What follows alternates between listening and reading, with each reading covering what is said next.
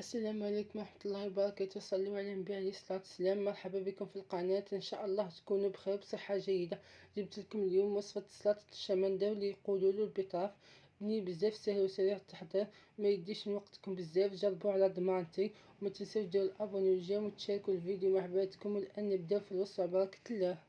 نجيب الشمندة ولا كما يقولوا له البطاف، ونقشر كيما هكا.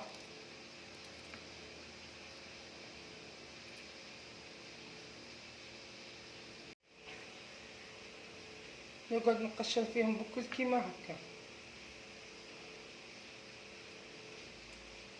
جبت حبه واحده اخرى كيما هكا ونقعد نقشر فيها كيما هكا.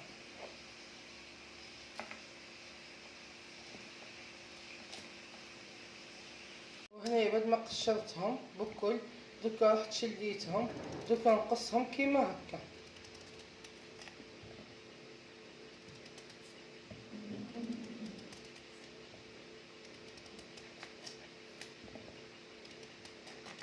نقص الحبات بكل كيما هكا.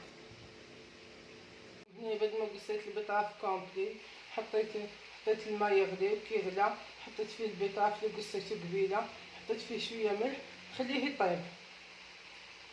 جيت نداوي البطاطا كل زوج مغارف زيت بمغرف خل. حطيت 6 مغارف زيت ب3 مغارف خل.